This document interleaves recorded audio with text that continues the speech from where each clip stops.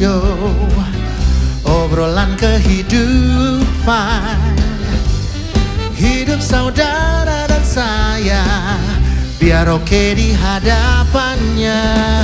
Kebenaran firman Tuhan dan tentang kehidupan, semuanya ada di Oke Talk Show. Selamat datang di Oke Talk Show, obrolan kehidupan yang didasari kebenaran firman Tuhan. Di malam hari ini kita akan sama-sama membahas satu topik, yaitu hukum negara versus hukum berdasarkan Alkitab. Dan malam hari ini telah hadir di tengah-tengah kita Pendeta Randy Chuang. Selamat malam Pak Pendeta. Selamat malam Bu Viana.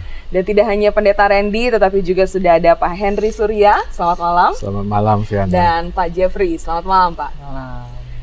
Kami akan sama-sama membahas tentang topik ini, namun sebelumnya kita akan berdoa terlebih dahulu dan mohon kesediaan Pak Henry untuk memimpin di dalam doa. Mari kita bersatu dalam doa.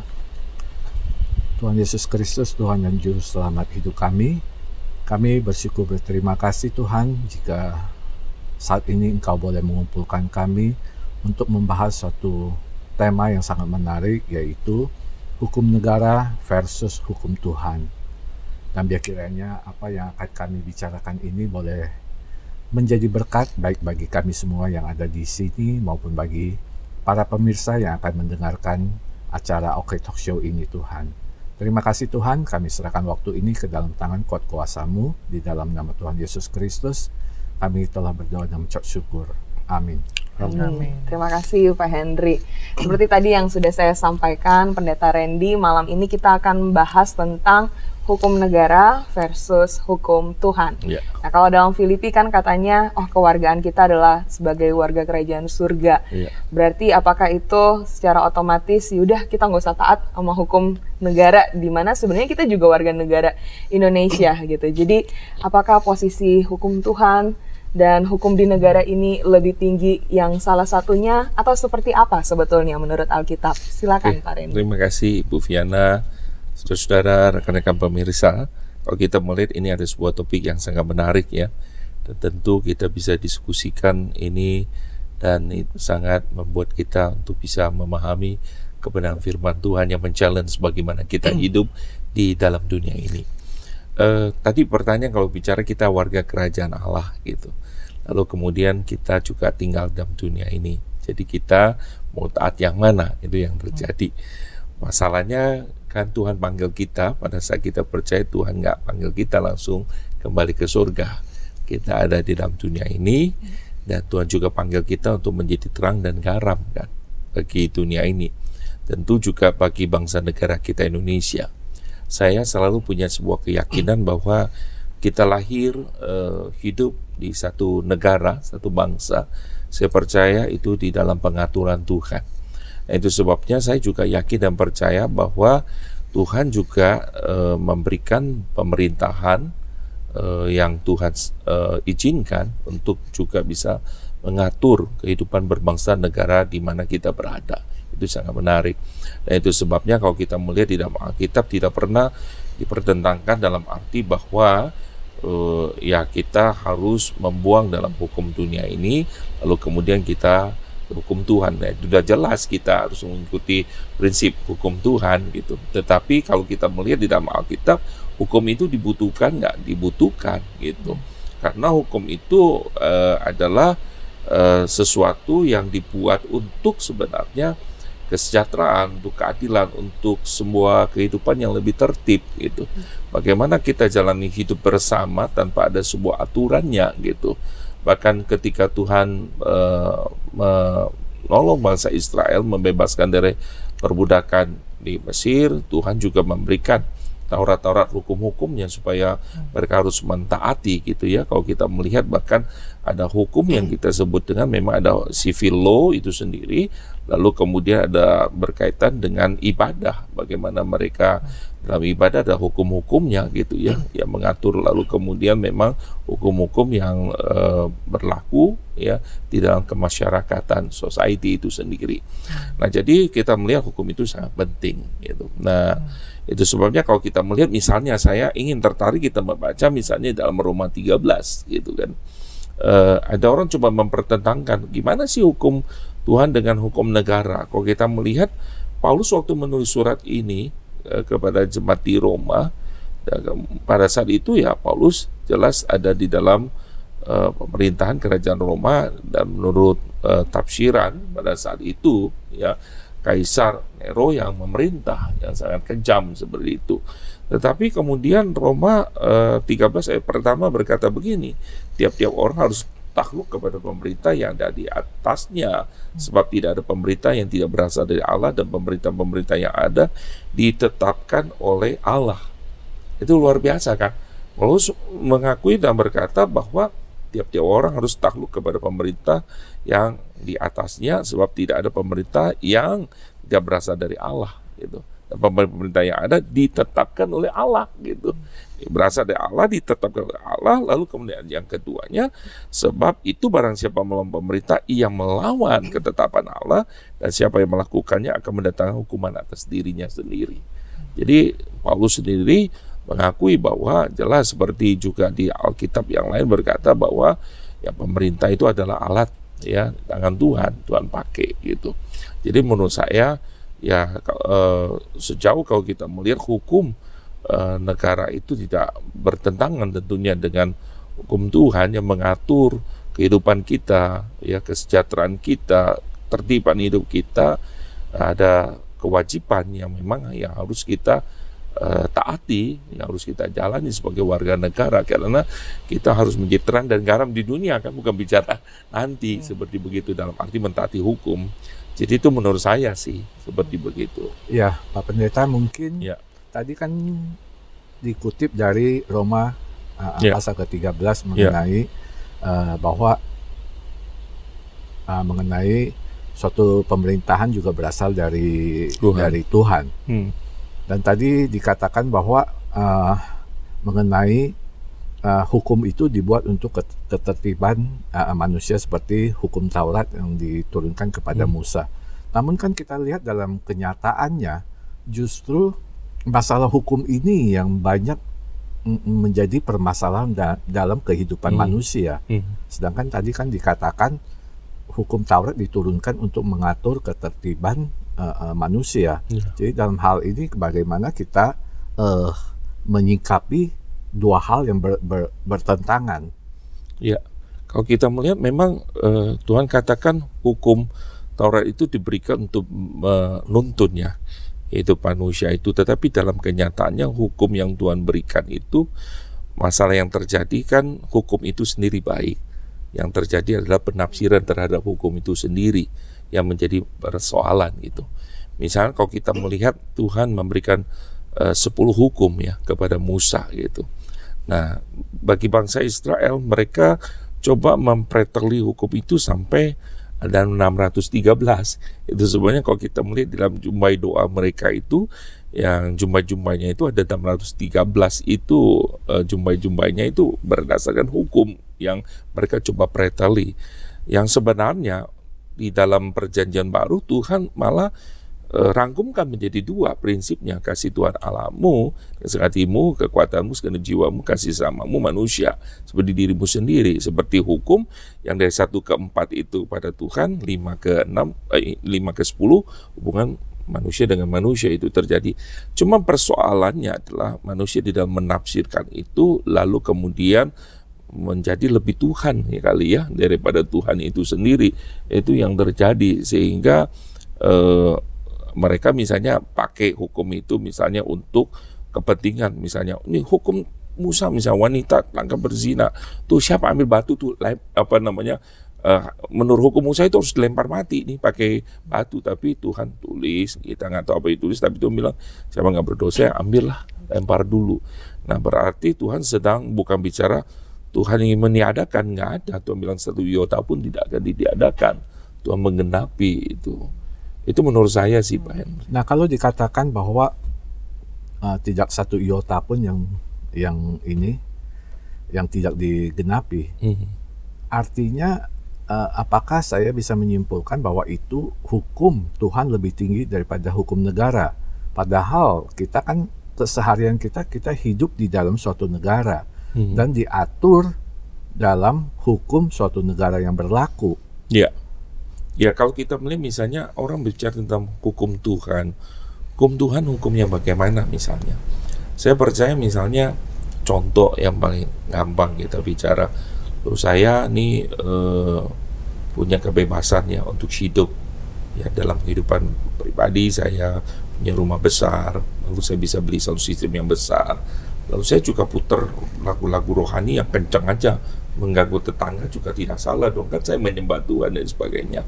Tapi kan sebenarnya Tuhan lagi bicara, hukum Tuhan ada bicara tentang apa? Hukum kasih kan. Hukum kasih itu berbicara ada satu hukum yang Tuhan yang jauh lebih besar dari sekedar kita berpikir saya punya hak, ini hukum saya, seperti begitu ya. Nah itu sebabnya saya bebas untuk melakukannya. Saya pikir ada satu hukum kasih bagaimana kita juga bisa mengekang diri kita juga bisa menjadi berkat dan tidak bisa mengganggu orang lain juga, seperti begitu ya. Jadi itu hukum kasih, apakah bukan hukum Tuhan? Hukum Tuhan kan, seperti begitu ya. Jadi menurut saya kadang kita memakai istilah pakai hukum Tuhan, sebenarnya di dalamnya kita punya kepentingan. Itu yang terjadi, yang saya bilang tafsiran itu sendiri Pak, yang kemudian untuk kepentingannya gitu. Nah ini Pak Pendeta nyambung lagi tadi pertanyaan dari Ko Henry juga ya. Ya kita nonton di berita, kita mengikuti kadang persidangan bahkan di DPR dan sebagainya. Nah ini kan ada pihak-pihak ataupun legislatif, eksekutif negara itu kan yang memang diberikan wewenang untuk membuat hukum, membuat undang-undang begitu.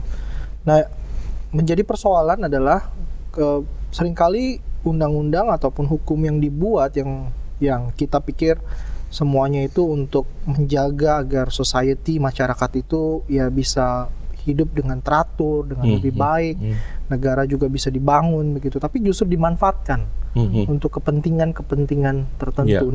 Kita hidup tidak bisa menutup mata bahwa realita itu ada di tengah-tengah, makanya ada undang-undang yang kemudian direvisi begitu, karena mungkin ada indikasi-indikasi yang demikian gitu. Nah, kita sebagai orang percaya nih, yang kita hidup dengan hukum Tuhan juga, tapi berhadapan dengan hukum-hukum yang kadang dalam tanda petik cacat dari segi motifnya karena memang ada kepentingan hukum. Ini gimana ya kita memposisikan dirinya? Apakah kita harus menjadi pengkritik?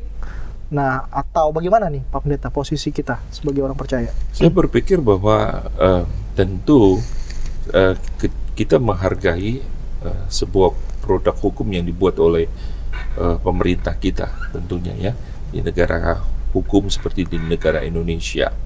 Tentu kita menghargai, dan kita sebagai orang percaya, kita percaya bahwa ada Tuhan yang hadir di negara kita Indonesia.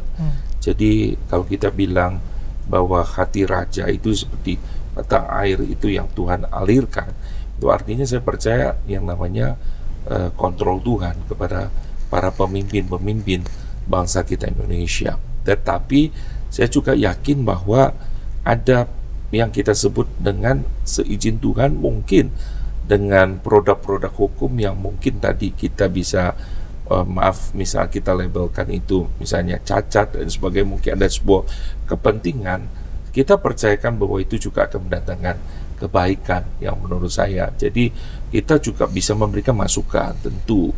Jadi tentu masukan ada sebuah aturan-aturan bagaimana kita berpendapat, kita menyampaikan masukan dengan tata cara yang jelas. Kita nggak bisa misalnya kita bilang ini orang menyampaikan dengan cara yang tidak benar dan mengganggu, merusak dan sebagainya. Dan kalau kita mungkin harus pakai tata cara yang menurut saya prinsip-prinsip kebenaran firman Tuhan seperti begitu. Dan di Alkitab kalau kita melihat, toh ada kan, kalau kita melihat misalnya bagaimana mereka menulis ya kepada pemerintah ya, tetapi kemudian dengan prinsip-prinsip dan juga tidak keluar dari sebagai orang percaya. Itu penting sekali menurut saya. Nah, kalau kita misalnya seperti Paulus atau Petrus yang sangat menarik kalau kita baca dalam Kisah Para Rasul kan, ya mereka bilang kami harus lebih memilih taat Tuhan daripada taat pada manusia. Tetapi kan bukan berarti pada waktu mereka dihukum, pada waktu Paulus seperti harus dicambuk dan sebagainya, Paulus juga mengikuti gitu. Nah, artinya ya oke, dalam beberapa hal dilihat ini ada tantangan untuk memilih taat Tuhan atau kemudian dengan prinsip yang bertentangan dengan benar firman Tuhan. Tetapi juga ketika memang aturan itu ada dibuat, Paulus pun tidak memberontak atau Petrus pun tidak memberontak kalau kita melihat. Mungkin kalau sedikit elaborasi, mungkin contoh yang paling kita bisa lihat mungkin kayak kisah Daniel dan kawan-kawan kali di Babel ya. Itu kan itu sangat real sekali juga kan. Jadi mereka itu memang hidup berdampingan dengan hukum yang berbeda dengan hukum Allah bahkan ya. Tapi ada momen-momen di mana mereka tetap mengikuti. Itulah sebabnya kemudian mereka juga dipakai kan menjadi pejabat di kerajaan itu. Tetapi ada momen di mana mereka menolak hukum, misalnya tidak boleh berdoa, Daniel akhirnya dimasukin ke gua singa, atau mungkin kisah yang lain teman-temannya itu disuruh menyembah kepada patung Nebukadnezar, mereka menolak, dimasukin dalam perapian. Jadi saya lihat Pak Pendeta, jadinya kita ini memang dilematis nih, hidup di tengah-tengah hukum negara yang banyak motifnya dengan hukum Allah yang kita tahu kita harus taati. Saya pikir satu hal nih, mungkin saya bisa salah, di situ kita butuh yang namanya hikmat sekali ya Pak Pendeta ya. Betul sekali menurut saya, kita butuh bersandar kepada Tuhan tentunya ya, prinsip itu pasti sudah mutlak. Cuman saya ingin katakan bahwa memang kita harus sadar ketika memang kita hidup dalam dunia ini, misalnya kita mengalami tekanan, ya kita menghadapi mungkin kesulitan dan sebagainya, ya Tuhan gambarkan ini gambaran hidup kita di dalam dunia yang sementara ini. Tapi di situ kita berjuang, kita tidak sendiri. Tuhan menolong kita. Nah, bagaimana kita juga tetap jadi saksi.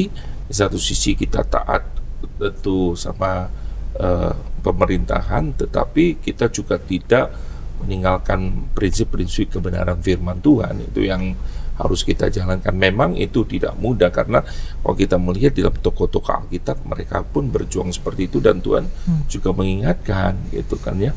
Kalau memang dunia ini membenci dengan berbagai cara-cara, justru ya sogokan dan lain sebagainya, kita harus tahu kita tidak bisa mengikuti arus ini.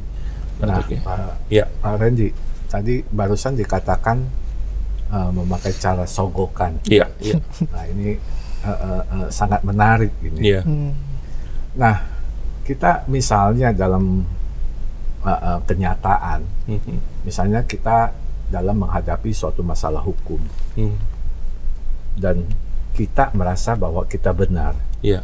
Tapi kebenaran kita ini kan sangat tidak bersifat mutlak dalam mata hukum. Mata hukum, yang putih bisa menjadi hitam, yang hitam bisa menjadi putih. Betul. Nah, makanya kita sebagai orang Kristen ini bagaimana kita menyikapi hal-hal seperti ini. Misalnya, contoh, kita misalnya menghadapi suatu kasus dan kita benar, tapi kita dikalahkan. Apakah kita harus mempertahankan kebenaran kita dengan menerima kekalahan itu?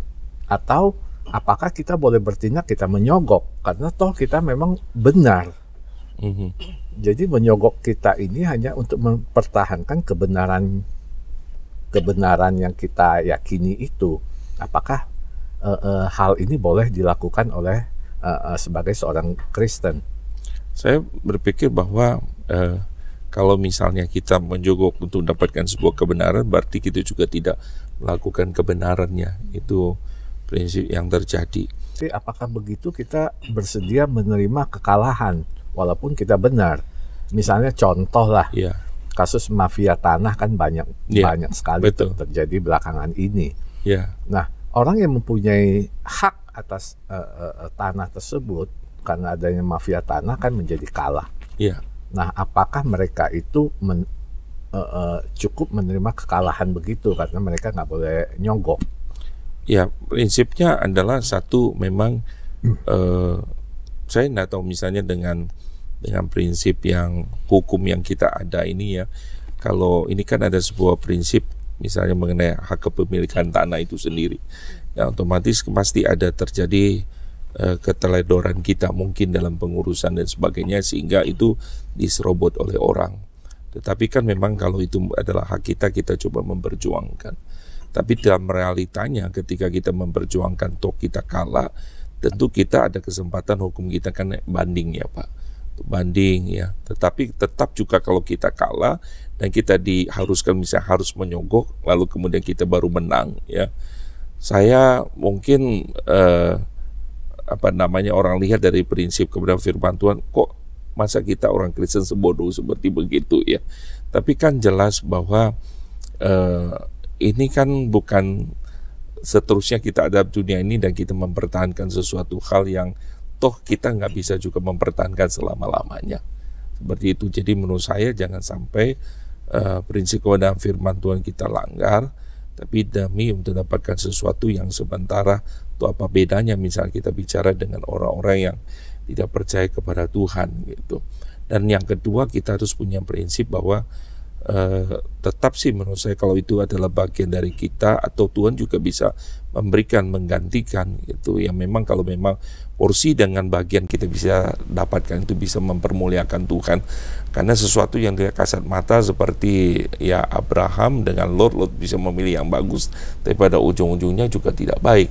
Akhirnya seperti itu kan, karena kita percaya gitu Tuhan itu punya rencana, Tuhan itu pasti tahu yang terbaik yang Tuhan berikan kepada kita. Jadi menurut saya sih kita memahami dengan kebenaran seperti ini, maka kita paling ya cuman datang kepada Tuhan, nggak bisa. Toh kita tahu yang ketiga prinsipnya pembalasan itu adalah hak dari Tuhan, karena apapun dilakukan tidak terlepas dari pengadilan Tuhan. Itulah harapan orang percaya itu, karena kita punya aspek eskatologis. Hidup itu tidak bicara cuma sekarang, bicara tentang ada hukum Tuhan yang tidak bisa ditutupi dan kebenaran Tuhan akan disingkapkan gitu. Itu sih pemahaman saya Pak Henry. Oke, ada satu hal lagi nih Pak Randy. Ya.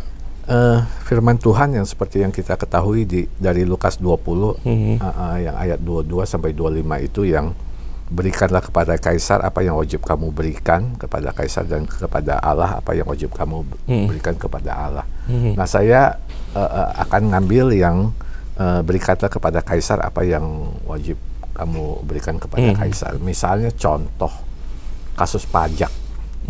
Kasus pajak kan kita banyak dengar korupsi yang terjadi karena masalah pajak. Iya, iya. Nah, tapi di lain sisi kita sebagai warga negara dan mengikuti firman Tuhan ini kan kita harus tetap membayar pajak. Betul. Memberikan kepada Kaisar apa yang harus kita berikan kepada Kaisar itu kan. Iya. Nah, tapi kan di lain sisi kita tahu di pajak ini banyak terjadi korupsi. Iya. Dalam hal ini bagaimana kita bersikap? Kita bayar pajak berarti kita mendukung orang yang melakukan koreksi. Apakah bisa kita bawa kepada hal itu? Kalau kita tidak membayar, kita melanggar hukum negara. Ya, saya percaya bahwa kita bicara tentang hukum yang Pak, rule-nya yang sudah disepakati.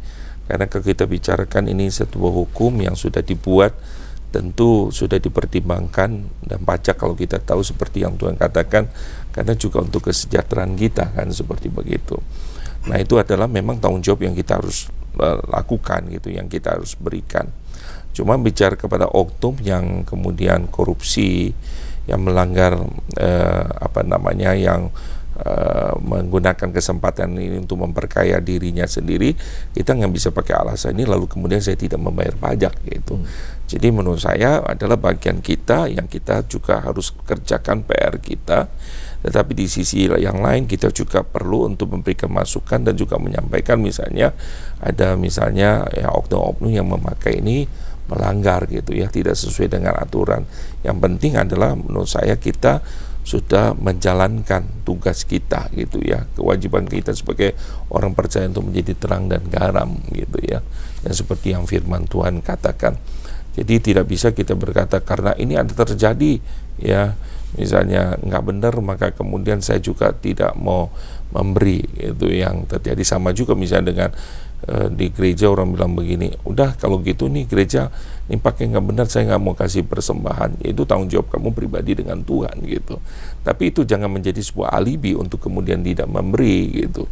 Itu yang terjadi. Kalau kamu tahu memang itu nggak benar, kenapa kamu tidak bisa juga menyampaikan? Toh Tuhan berkata ya kita juga harus mengatakan kebenaran kan, prinsipnya gitu. Ada satu hal lagi Pak Reddy yang ingin saya tanyakan adalah mengenai hukuman mati. Kita kan tahu di Perjanjian Baru Yesus itu datang ke dunia ini dengan hukum kasih, mengampuni. Nah, sedangkan beberapa negara menerapkan hukuman mati. Apakah hal ini tidak bertentangan antara hukum negara dan hukum Tuhan? Padahal kita juga tahu di Ibrani 10 ayat ke-30 kan firman Tuhan mengatakan bahwa pembalasan adalah hakku. Ya, betul. Nah, kalau kita lihat hal-hal seperti ini, bagaimana kita mencermati hukuman mati yang diterapkan oleh hukum negara itu? Tentu kalau kita lihat ini sesuatu yang diskusi yang menarik ya, suatu polemik yang terjadi.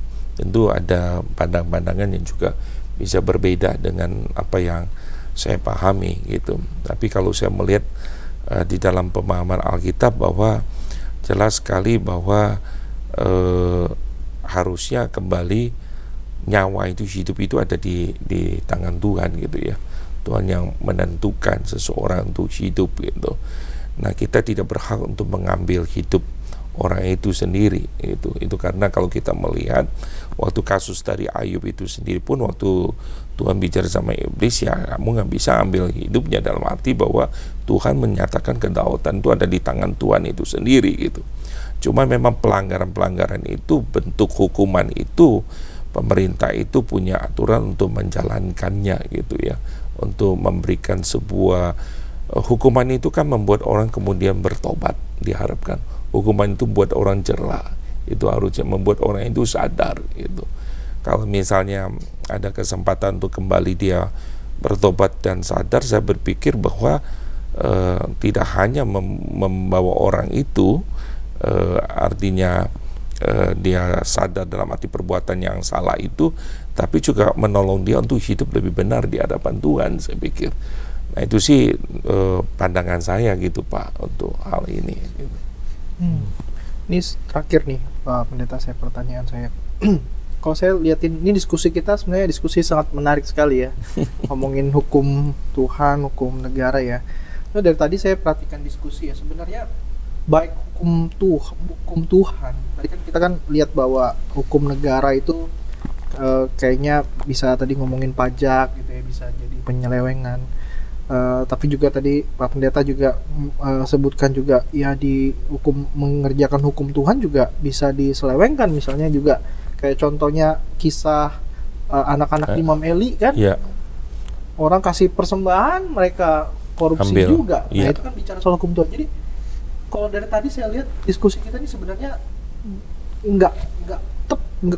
kurang, sebenarnya bukan masalah versus hukum Tuhan, hukum negara ya, tapi lebih kepada pribadi yang berdosa kita gitu pribadi ya. Yang berdosa. Jadi mau kita mengerjakan hukum negara, mengerjakan hukum Tuhan, ya memang ya orang berdosa nih yang masih mengerjakan. Jadi memang ada cacat. Hukumnya sendiri mungkin hukum Tuhan ini sempurna begitu, tapi kitanya yang mengerjakannya juga ternyata manusia berdosa yang punya kelemahan luar biasa.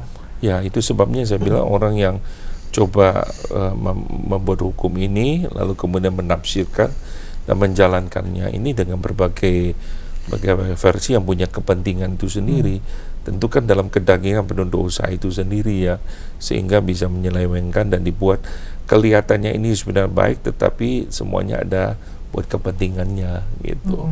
Dan supaya buat hukum ini terjadi sogok tadi, korupsi, itu kembali kepada pribadinya yang memang penuh dengan dosa itu. Jadi kita mohon kemurahan Tuhan tentunya, dan bagaimana sebagai orang percaya kalau kita bicara kita hidup di satu bangsa, satu negara, tentu ada satu hukum.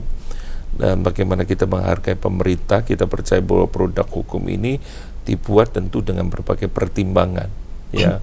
Tentu bukan saja berbicara untuk kepentingan kita, tapi untuk kepentingan hidup bersama, gitu. Dan kita harus punya hati untuk kemudian mentaati. Bahkan firman Tuhan katakan, doakan kesejahteraan bangsa itu, karena kesejahteraannya ada kesejahteraan kamu juga, gitu. Jadi kadang kita misalnya tidak hanya menjadi seperti tadi pertanyaan, apa yang harus kita lakukan? Apakah kemudian kita hanya jadi pengkritik, atau sebenarnya kita bicara bahwa kita konstruktif, kita memberi masukan, tapi juga kita berdoa dan kita berbuat sesuatu buat bangsa negara kita Indonesia. Ya, kita misalnya kita kritik tetapi kita tidak jalankan pajak kita, ya, kita kritik pemerintah tetapi kemudian kita tidak mengambil kontribusi. Saya berpikir bukan itu panggilan orang percaya, gitu. Tapi kan di Kisah Para Rasul pasal kelima di ayat 29 kan Rasul Paulus mengatakan bahwa kita harus lebih taat kepada hukum Allah daripada kepada manusia. Betul. Ya, tentu yang tadi yang saya katakan tadi, kalau kita baca di dalam Roma itu sendiri, kan itu sangat menarik ya kalau kita menelusuri, karena mungkin waktu kita tidak bisa meneruskannya. Bahkan di dalam Roma tadi kan dikatakan kalau kamu berbuat baik, siapa yang akan menuntut kamu, gitu kan. Itu sangat menarik dalam Roma 13 itu. Artinya baik itu ya kamu menjalani, kamu mentaati, tentunya bukan bicara disukai ya, mungkin orang juga tidak suka, Yesus pun tidak disukai, gitu kan, seperti begitu. Itu sih. Tapi sangat menarik kalau kita diskusikan ini, karena kita akan butuh waktu yang cukup panjang dan ini topik yang sangat luas, ya. Semoga diskusi pada malam hari ini sangat bisa memberkati kita. Ya, terima kasih banyak Pendeta Randy, juga Pak Henry dan Pak Jeffrey. Dan saya pikir tadi pertanyaan sekaligus pernyataan Pak Jeffrey itu menjadi sebuah closing yang sangat baik, gitu ya. Bukan hukum Tuhan versus hukum manusia, tapi kita bisa merefleksikan, gitu ya, bahwa ya ini semua terjadi karena keberadaan kita sebagai manusia yang berdosa. Dan gimana tadi Pendeta Randy juga udah menutup dengan baik ya, kita nggak cuman protes, tapi kita juga harus melakukan bagian kita. Terima kasih sekali lagi, dan kita akan menutup episode ini. Minta kesediaan Pak Jeffrey untuk tutup dalam doa. Oke, kita berdoa. Bapa, kami mohon anugerah Tuhan agar kami yang berdiskusi dan kami semua yang mendengarkan topik malam hari ini, Tuhan berikan hati buat kami untuk mau belajar terus taat kepada Tuhan, tetapi juga ketaatan kami kepada Tuhan juga terrefleksi di saat kami juga berkontribusi untuk negara kami dan melihat hukum yang ada di tengah-tengah bangsa kami. Kami tetap menyuarakan kebenaran sambil kami berpartisipasi, berkontribusi buat negara di mana kami tinggal. Kami bersyukur untuk kebenaran yang terus mengisi kami, dan biarlah kebenaran-kebenaran firman terus yang mengisi kehidupan kami itu menjernihkan mata kami, menjernihkan hati dan pikiran kami, sehingga kami ya Tuhan, manusia berdosa ini semakin hari semakin disempurnakan. Terima kasih untuk Pendeta Randy dan kami semua yang bisa berdiskusi malam hari ini, dan Bapak Ibu yang mendengarkan di rumah, Tuhan menolong memberkati kami semua. Dalam nama Yesus kami berdoa bersyukur. Amin. Amin. Terima kasih semuanya. Terima kasih juga untuk rekan-rekan sekalian yang sudah menyaksikan episode kali ini. Sampai jumpa di episode-episode berikutnya dari tayangan Oke Talk Show. Oke Talk Show, obrolan kehidupan, hidup saudara dan saya, biar oke di hadapannya. Kebenaran firman Tuhan dan tentang kehidupan, semuanya ada di Oke Talk Show.